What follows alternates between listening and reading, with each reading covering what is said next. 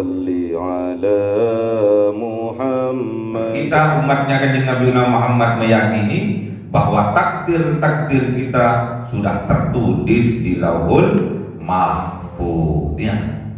Makanya yarhabun harus kita miliki, jiwa-jiwa rahbah harus kita miliki agar Allah Subhanahu wa taala menulis takdir kita lebih baik dan lebih baiklah lagi, mengganti takdir-takdir buruk kita dengan takdir kebaikan. Syaratnya kita harus mempunyai jiwa rahbah, jiwa takut kepada Allah, takut karena keagungan Allah. Pasti Allah akan menetapkan kepada kita, akan menakdirkan kepada kita, akan menuliskan kepada kita di Lauhul Mahfuznya hudan, petunjuk, warahmah, dan rahmat, kekuatan, pertolongan, kemudahan dari Allah. Semoga kita termasuk orang yang mempunyai jiwa rahbah sehingga ditakdirkan oleh Allah, ditulis di Lauhul Mahfuz oleh Allah, kita diberikan petunjuk, diberikan rahmat oleh Allah, sehingga kita dimudahkan oleh Allah melakukan kebaikan-kebaikan di dunia ini, dan besok ditakdirkan oleh Allah dimasukkan ke dalam surganya Allah Subhanahu wa ta'ala. Ila hadratin Nabi Mustafa Sayyidina Muhammadin sallallahu alaihi wasallam wa ala alihi wa sahbihi wa dzurriyyatihi wa ahli baitihi ridwanullah alaihim ajma'in. Jawlillahi lahumul Fatiha. A'udzu billahi minasy syaithanir rajim. Bismillahirrahmanirrahim. Alhamdulillahi rabbil alamin arrahmanir rahim maliki yaumiddin. Iyyaka na'budu wa iyyaka nasta'in. Ihdinas siratal mustaqim. Siratal ladzina an'amta 'alaihim المغضوب عليهم ولا الضالين. وحضرة إخواني من الأنبياء والمرسلين والأولياء والشهداء والصالحين والصحابة والتابعين والعلماء العاملين والمصنف المعلمين وجميع الملائكة المقربين وخصوصا عبد القادر الجيلاني جعل لهم الفاتحة. أعوذ بالله من الشيطان الرجيم. بسم الله الرحمن الرحيم. الحمد لله رب العالمين الرحمن الرحيم مالك يوم الدين. إياك نعبد وإياك نستعين. اهدنا الصراط المستقيم صراط الذين أنعمت عليهم غير المغضوب عليهم ولا الضالين. Khususon orang tua kita, bapak dan ibu kita, sesepuh kita, para guru kita, minal muslimin wal muslimat wal mu'minin wal mu'minat al ahya'i minhum wal amwat. Jawlillahi lahumul Fatiha. A'udzu billahi minasy syaithanir rajim. Bismillahirrahmanirrahim. Alhamdulillahi rabbil alamin arrahmanir rahim maliki yaumiddin. Iyyaka na'budu wa iyyaka nasta'in. Ihdinas siratal mustaqim siratal ladzina an'amta 'alaihim ghairil maghdubi 'alaihim waladdallin. Amin. Bismillahirrahmanirrahim. Alhamdulillahirabbil alamin wassalatu wassalamu ala sayyidina Muhammadin nabiyil ummi wa ala alihi wa sahbihi ajma'in.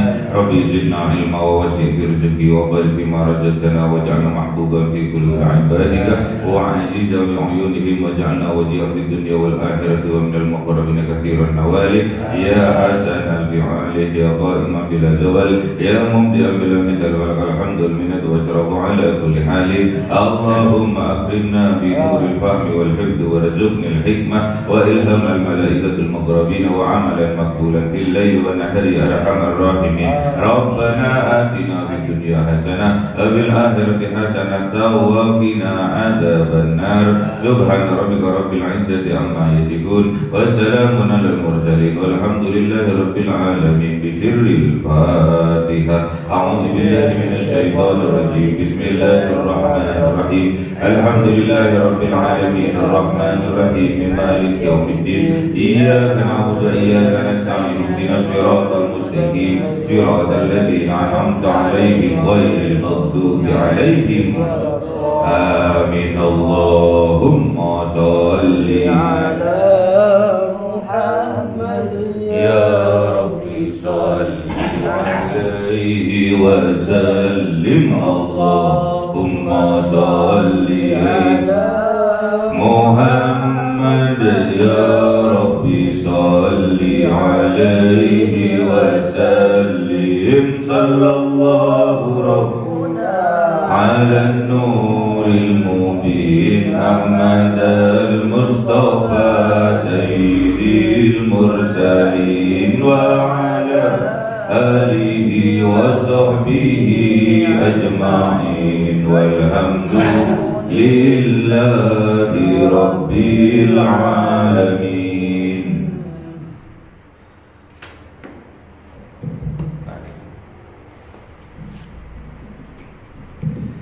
Salam qadimul la yumallu sama'uhu tanazzaha wa fi'li wa niyati bihi astawfi min kulli da'i dalilul qalbi 'inda jahli wa hayrati fa ya rabbi mati'ani bi sirri hurufi wa nawwir bihi sam'i wa qalbi wa muqallati wa habli وعلما وحكمة وأنس به يا ربي في القبر وصل وسلم كل يوم وليلة على من به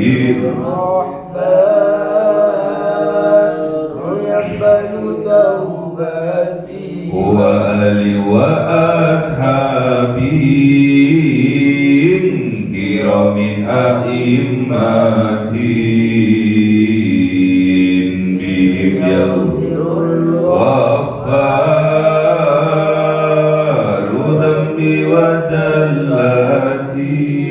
أعوذ بالله من الشيطان الرجيم. بسم الله الرحمن الرحيم.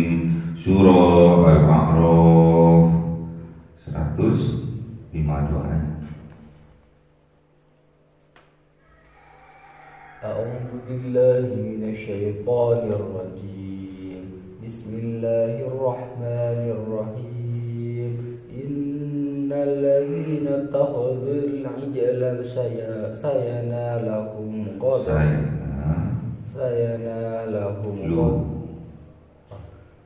Innal ladzina takhadzul ijla sayanaluhum ghadabun min rabbihim wa dhillatun fil hayatid dunya wa kadzalika najzil muftarin.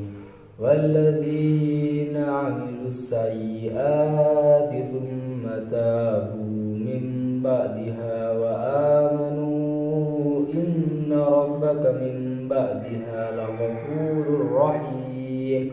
Walamma sakata 'an Musal ghadabu ahadal alwah Walamma sakata 'an Musal ghadabu ahadal alwah wa fi nuskhatiha hudaw wa rahmatun lilladzina hum li rabbihim yarhabun. Sadaqallahul azim. Bismillahirrahmanirrahim. Innal ladzina takhudul ijla. Innal ladzina, sesungguhnya orang-orang yang attakhudul ijla, yang mengambil, yang menjadikan mereka al-ijlah terhadap berhala anak sapi, sayanaluhum, maka kelak mereka ghadabun akan mendapatkan ghadab, kemurkaan, kemarahan, mir rabbihim dari Tuhan mereka, wa dhillatun dan mendapatkan kehinaan fil hayatid dunya di dalam kehidupan dunia ini. Wa kadzalika dan demikianlah najil muftarin, balasan bagi orang yang melakukan kebohongan. Jadi kebohongan ini bukan hanya akan mendapatkan siksaan besok di yaumil qiyamah, namun kebohongan ini akan mendapatkan kehinaan saat di dunia. Makanya orang yang berbuat kebohongan, berbuat kedustaan, sukanya berbohong, kebiasaannya berdusta, itu akan menghinakan dirinya di dunia ini. Makanya kalau ada orang bohong kemudian ketahuan kebohongannya, maka orang seketika itu akan menjadi hina. Banyak contohnya artis-artis yang melakukan kebohongan publik, katanya dianiaya, disekap, dipukuli, akhirnya mukanya bengkak-bengkak. Ada kan emak-emak dulu ya, mukanya bengkak-bengkak, ngakunya di media massa, di media sosial, dianiaya, dipukuli, dikebuki, akhirnya mukanya bengkak-bengkak. Kenyataannya habis operasi plastik, efek sampingnya mukanya bengkak-bengkak, akhirnya kebohongannya ketahuan. Apa yang terjadi setelah kebohongannya ketahuan? Maka akan membuat dirinya menjadi hina. Di dunia hina, besok bagi orang yang menjadikan berhala-berhala sebagai sesembahannya, besok di yaumil qiyamah akan mendapatkan ghadab min rabbih, akan mendapatkan kemurkaan dari Allah, kemarahan dari Allah, yaitu akan mendapat siksaan di dalam api neraka. Na'udzubillah. Jangan sampai ada sesembahan-sesembahan, ada Tuhan-Tuhan,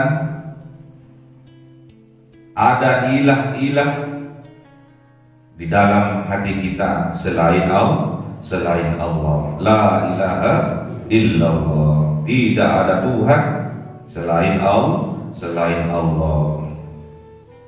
Jangan sampai ada injilah-injilah yang kecil, yang besar, Tuhan yang kecil, Tuhan yang besar, jangan sampai ada di dalam dada kita. Tidak ada sesembahan-sesembahan kecil, sedang, besar dalam kehidupan kita, kecuali Allah. Allahu Akbar, Allah yang maha besar. Makanya jangan sampai ada injilah-injilah, ada sesembahan-sesembahan. Di sini dimaknai sapi kecil atau anak sapi kek, ibunya sapi kek, bapaknya sapi kek. Jangan sampai dijadikan sesembahan dalam kehidupan kita. Memang ada sebagian dari keyakinan dari suatu kelompok, sapi itu memang dimuliakan. Ada orang gak makan sapi, gak makan daging sapi karena memuliakan sapi. Sapi dianggap dewa-dewa, dalam kehidupannya. Jangan sampai kita meniru-niru perbuatan yang dilakukan oleh Bani Israil, oleh kaumnya Kanjeng Nabi Musa alaihi salam. Jangan sampai ada Tuhan-Tuhan, ada pangeran-pangeran, ada ilah-ilah di dalam kehidupan kita selain Allah yang mengatur, yang maha mengatur, yang berhak disembah, yang berhak ditakdimi, ditakuti hanya Allah. Jangan sampai ada Tuhan-Tuhan, sesembahan selain Allah. Kalau itu ada, berarti kita dalam kemusyrikan. Tak boleh percaya sama tahayul, sama pohon-pohon angker, memberi sesajen di pinggir-pinggir sungai, di lereng-lereng gunung berapi, di makam-makam, di pohon beringin, diberi sesajen, diberi dupo, diberi minyak. Akhirnya kalah kesurupan. Banyak sekarang orang kesurupan. Buktinya banyak orang kalah, dikit-dikit marah. Itu namanya kesurupan, dikendalikan oleh setan. Loh, orangnya sadar kok? Iya sadar dalam kesurupannya. Banyak sekarang orang yang lagi kesurupan, dikit-dikit tersinggung, dikit-dikit amarah. Itu namanya kesurupan. Ya. Diberi nasihat, namanya orang kesurupan, ya gak akan mau. Dibacakan ayat-ayat suci Al-Quran, malah kepanasan. Itulah orang kesurupan. Ya. Diberi dalil, dibacakan ayat suci Al-Quran, dibacakan hadis, malah tersinggung. Kenapa itu semua? Menganggap dirinya lebih baik dari orang lain. Jangan sampai ada jiwa-jiwa yang seperti itu di dalam dada kita. Jiwa-jiwa Bani Israil, jiwa-jiwa kaumnya Kanjeng Nabi Musa alaihissalam. Jangan sampai itu terjadi. Seolah-olah kita sadar, seolah-olah kita paham arti dalam kehidupan ini, namun kenyataannya kesurupan yang tidak disadari. Seolah-olah paham, ternyata nggak paham. Kalau kita ingin diangkat derajat kita oleh Allah, pastinya ada ujian. Ujian itu harus kita lalui, harus kita kerjakan ujian itu sebaik-baiknya. Dengan cara apa? Bersabar. Sudah tahu ujian datang itu untuk mengangkat derajat kita. Sudah tahu ujian datang itu untuk naik kelas. Kenapa kok marah-marah? Kenapa kok tersinggung? Berarti jiwanya belum siap. Udah kadung dipanggil ustaz, udah kadung dipanggil kiai, kok jiwanya jiwa tersinggungan, kok jiwanya jiwa amarah. Berarti tandanya jiwanya belum siap. Ya. Makanya kalian dididik di sini agar jiwanya matang, agar jiwanya kuat, yang menandakan juga raganya kuat. Mandi jam 12, mandi jam 1, mandi jam 2. Kalau tidak terbiasa akan jatuh sakit. Mental kerubuh. Intinya jangan tersinggungan. Orang yang kuat itu bukan karena orang itu menang dalam berkelahi, bukan seperti itu. Namun orang yang kuat itu karena mereka sanggup kendalikan tatkala mereka amarah. Laisa sadidu bisur'ati innamas sadida man yamliku nafsahu indal ghadab. Jadi orang yang dikatakan kuat itu bukan orang yang menang tatkala berkelahi, orang yang menang tatkala berperang, bukan. Yang dinamakan orang yang kuat itu tatkala dia sanggup kendalikan dirinya tatkala amarahnya, itulah orang kuat. Kalau marah-marah berarti tandanya orang itu orang lemah, marah-marah, keluar perkataan yang menyakitkan orang lain, tandanya orang itu orang lemah.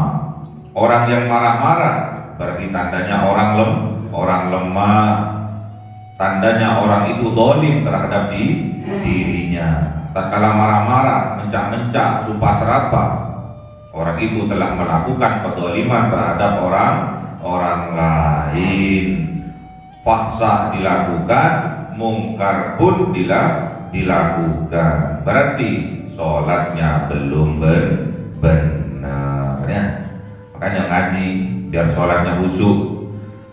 Ngaji dan terus ngaji, berusaha dan terus berusaha, berdoa, minta kekuatan kepada Allah agar sholatnya dikhusyukkan oleh Allah. Kalau sudah sholatnya dikhusyukkan oleh Allah, maka tanha anil fahsai wal munkar, dapat mencegah dari perbuatan mendolimi diri sendiri dan mendolimi orang lain. Contohnya marah, bisa kendalikan marahnya, ya. Gak usah mengumbar-ngumbar aib seseorang karena dirinya benci dan amarah terhadap seseorang. Tidak usah. Kalau kalian bisa kendalikan amarahnya, berarti kalian mendapatkan kekuatan dari Allah berupa sabar. Walladzina amilu sayyiati, dan orang-orang yang beramal sayyiat, beramal buruk, beramal jelek, tsumma tabu, kemudian bertaubat mereka min ba'diha, dari setelah berbuat baik, setelah berbuat jelek, tsumma tabu, kemudian mereka taubat kembali kepada Allah min ba'diha, dari setelah berbuat kejelekan, keburukan, wa amanu, dan beriman mereka, inna rabbaka, sesungguhnya Tuhan mereka, sesungguhnya Tuhan engkau, min ba'diha, dari setelah engkau berbuat kejelekan itu, Allah akan menerima taubatnya. La ghafurur rahim. Ingat, sesungguhnya Gusti Allah Maha Ghafur, Maha Pengampun dan Maha Penyayang. Ghafurur Rahim, Ghafurnya disandingkan dengan Rahimnya, tandanya Ghafurnya Allah terus menerus akan diberikan kepada hambanya yang melakukan kesalahan, kemudian mereka bertaubatnya. Makanya ikuti amalan-amalan jelek kita, amalan-amalan buruk kita dengan kebaikan, karena kebaikan itu akan menghapus keburukan. Wa atbi'is sayyi'atal hasanata tamhuha, wa atbi'is sayyi'atal hasanata tamhuha, maka iringi kejelekanmu, keburukanmu dengan kebaikanmu, maka kebaikanmu akan menghapuskan kejelekanmu. Wa atbi'is sayyi'atal hasanata tamhuha, maka iringi kejelekanmu, keburukanmu dengan kebaikanmu, maka kebaikanmu akan menghapus kejelekan dan keburukanmu. Makanya di sini tatkala kita berbuat kejelekan, tsumma tabu min ba'diha, kemudian kita bertaubat kembali irji kepada Allah dari setelah berbuat kejelekan, wa amanu, dan beriman, inna rabbaka, kepada Tuhan kita, min ba'diha, dari setelah taubat kita, apa yang terjadi? La ghafurur rahim. Ingat bahwa Allah Maha Pengampun lagi Maha Penyayang. Maghfirahnya Allah lebih besar dari dosa-dosa yang kita lakukan. Makanya iringi amalan-amalan buruk kita iringi dengan amalan-amalan kebaikan kita, amalan soleh kita. Maka amalan soleh kita akan menghapus amalan-amalan jelek kita. Kembali bertaubat kita kepada Allah, karena siapapun kita pasti kita melakukan kesalahan. Setiap anak cucu Adam pasti melakukan kesalahan. Sebaik-baiknya orang yang melakukan kesalahan yaitu bertaubat kepada Allah. Kullu bani Adam khata'una khairul khata'ina at-tawwabuna. Setiap anak cucu Adam, setiap anak keturunan Kanjeng Nabi Adam alaihissalam pasti melakukan kesalahan. Dan ingat, sebaik-baiknya orang yang melakukan kesalahan yaitu bertaubat kepada Allah. Sadari dulu apa yang dilakukan itu salah. Sadari, setelah sadar baru kembali kepada Allah. Setelah kembali pasti oleh Allah akan diberi keimanan. Kembali dulu. Gimana kalau nggak kembali, kabur mau diberi? Nggak akan bisa. Ya, kembali dulu kepada Allah, baru Allah akan memberikan keimanan ke dalam hatinya. Ya, nggak boleh kabur. Kabur yang nggak akan dikasih kalau kabur. Ya. Apalagi kabur dari tanggung jawab, apalagi lari dari tanggung jawab, nggak akan dikasih oleh Allah, nggak akan diberi oleh Allah tambahan keimanan. Kualitas keimanannya nggak akan ditambah oleh Allah, nggak akan diservis oleh Allah. Walamma sakata, dan setelah sakata itu, kalau kalian baca Al-Quran terus ada sakata berarti maknanya berhenti. Walamma sakata, dan setelah berhenti, an Musa, dari Kanjeng Nabi Musa, apanya yang berhenti? Al-ghadabu, amarahnya, alias reda. Kemudian apa yang dilakukan oleh Kanjeng Nabi Musa? Akhadhal alwah, kemudian Kanjeng Nabi Musa mengambil alwah yang dia lemparkan, mengambil alwah yang dibanting sebelumnya. Wa alqol alwah, Kanjeng Nabi Musa membanting, melempar alwah-alwah yang dia dapatkan tatkala dia bermunajat di gunung Turzina. Ya, diambil oleh Kanjeng Nabi Musa alwah-alwahnya itu. Wa fi nushatiha, dan ternyata di dalam alwah-alwahnya itu, nushatiha, ada tulisan-tulisan. Apa isinya? Hudan, berupa petunjuk dari Allah. Wa rahmatun, dan berupa rahmat dari Allah. Ingat, hudan, rahmat, lilladzina hum lirabbihim yarhabun, akan dimiliki oleh orang-orang yang mereka lirabbihim, kepada Tuhan mereka, yarhabun, ada rasa ketakutan di dalam hatinya. Jadi kalau takut sama Allah itu tidak sama dengan takut pada binatang buas.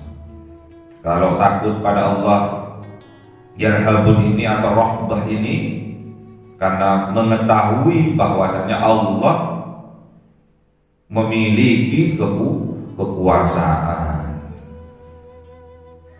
kekuatan. Apa namanya kalau orang melihat seseorang kemudian dia terkagum-kagum, itu namanya rohbah.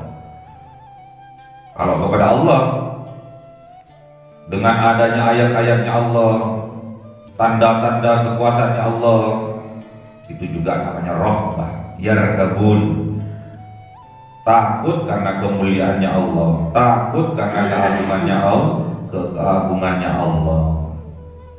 Kalau kita takut kepada Allah, berarti kita tambah mendekat kepada Allah dalam sholat kita. Jadi tatkala Kanjeng Nabi Musa sudah reda amarahnya, sudah turun amarahnya, gak marah-marah lagi. Kalau orang marah-marah biasanya kan tersendat-sendat tatkala ngomongnya. Cirinya kalau orang marah itu kalau ngomong tersendat-sendatnya, terpatah-patah, gitu. Kalau orang marah ya. Makanya tatkala sudah sakata, sudah berhenti ngomongnya, sudah berhenti amarahnya, makanya Kanjeng Nabi Musa mengambil alwah yang dia banting, nyeselnya banting-banting, banting piring, banting gelas, pecah. Setelah pecahnya nyesel, padahal gelasnya, piringnya, kenangannya, nyesel lalu banting-banting gujinya mahal, dibanting karena amarah. Gak sadar orang amarah itu kesurupan. Orang amarah itu tandanya orang yang kesurupan tapi gak sadar, itu namanya marah. Benci orang kalau sudah benci, orang kalau sudah marah, katanya Kanjeng Nabi, hilang iman dari dadanya, keimanannya hilang. Orang yang berbuat kejelekan, orang yang berbuat kemaksiatan, hilang keimanan dari dadanya.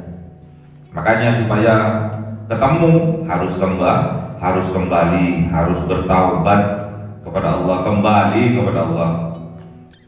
Nanti keimanannya akan diberikan oleh Allah. Kembali dulu, bertaubat dulu, baru keimanannya akan diberikan lagi oleh Allah. Jangan lari, jangan kabur, apalagi kabur dari rasa tanggung jawab. Di dalam alwah ini terdapat di dalamnya nuskhotiha, tulisan-tulisannya. Kalau sudah tertulis berarti ketetapan undang-undang, berarti sudah tertulisnya. Undang-undang dasar sudah tertulis, tata tertib sudah tertulis. Apa isinya? Hudan, petunjuk. Allah kalau sudah memberi petunjuk, bukan hanya ditunjuki saja, tapi dibarengi. Gak akan ditinggal. Kalau kita misalkan nanya petunjuk, nanya jalan kepada orang karena kita tersesat atau tidak tahu, baru datang dari luar kota, kita nggak tahu jalan, nanya sama orang, Pak, jalan Soekarno-Hatta di mana? Oh itu loh, dekat patung pesawat, terus ke selatan, itu namanya Soekarno-Hatta. Nanyanya di Arjosari. Karena baru datang ke Kota Malang, nyarinya hari masih nanya lagi, belum tentu nyampe pada jalan yang dituju. Namun kalau Allah Subhanahu wa taala itu ibaratkan ada orang nanya atau kita nanya kepada seseorang, di mana Pak jalan Soekarno-Hatta? Oh, adik barusan nyampe Kota Malang ya. Baru nyampe nih. Ayo Bapak antarkan misalnya. Itulah ibarat hudan, petunjuk yang Allah berikan kepada hambanya. Hambanya tidak akan ditinggal, tapi akan selalu bersama sampai pada tujuannya. Warahmah, dan juga akan mendapatkan rahmat dari Allah, pertolongan dari Allah, kemudahan dari Allah, asalkan kita betul-betul tunduk dan patuh kepada Allah, asalkan kita betul-betul takut kepada Allah, kita pasti akan diberi petunjuk, akan diberi rahmat oleh Allah.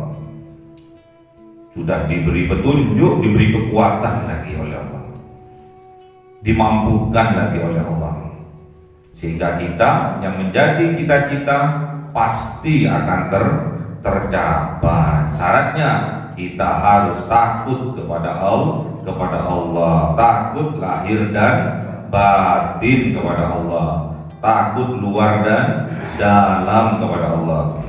Enggak separuh-separuh seperti orang Bani Israel, kaumnya Kanjeng Nabi Musa alaihissalam. Ini sebagai ibrah, sebagai pembelajaran untuk kita semua. Jangan sampai ada jiwa-jiwa Bani Israel berada bersemayam dalam jiwa kita, ya.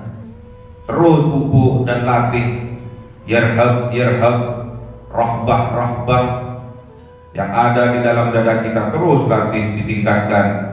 Rasa takut kita kepada Allah, rasa kagum kita kepada Allah, terus kita ditingkatkan. Pastinya kita akan lebih dekat kepada Allah. Kalau kita sudah lebih dekat kepada Allah, dekat dan mendekat lagi, pastinya Allah akan menetapkan kepada kita petunjuknya. Sudah tertulis, si A akan mendapatkan petunjuk tanggal sekian, bulan sekian, tahun sekian. Si A akan mendapatkan rahmat, kekuatan, sehingga dia akan mampu mencapai apa yang dia cita-citakan. Sudah tertulis. Tertulisnya di mana? Di lauh. Alwah itu lauh. Kalau kita umatnya Kanjeng Nabi Muhammad meyakini bahwa takdir kita sudah tertulis di Lauhul Mahfuz, ya. Makanya yarhabun harus kita miliki, jiwa-jiwa rahbah harus kita miliki, agar Allah Subhanahu wa taala menulis takdir kita lebih baik dan lebih baiklah lagi, mengganti takdir buruk kita dengan takdir kebaikan. Syaratnya kita harus mempunyai jiwa rahbah, jiwa takut kepada Allah, takut karena keagungan Allah. Pasti Allah akan menetapkan kepada kita, akan menakdirkan kepada kita, akan menuliskan kepada kita di Lauhul Mahfuznya hudan, petunjuk, rahmah dan rahmat, kekuatan, pertolongan, kemudahan dari Allah. Semoga kita termasuk orang yang mempunyai jiwa rahbah, sehingga ditakdirkan oleh Allah, ditulis di Lauhul Mahfuz oleh Allah, kita diberikan petunjuk, diberikan rahmat oleh Allah, sehingga kita dimudahkan oleh Allah melakukan kebaikan di dunia ini, dan besok ditakdirkan oleh Allah dimasukkan ke dalam surganya Allah Subhanahu wa ta'ala.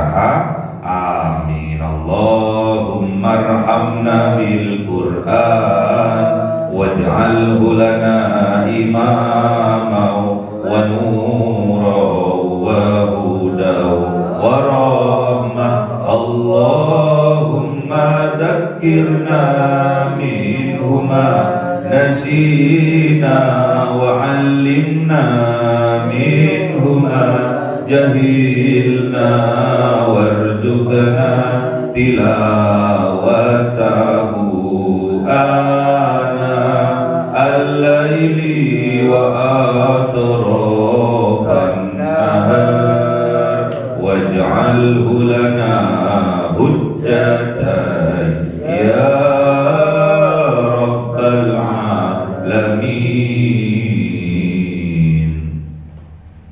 Cahaya 1000 bulan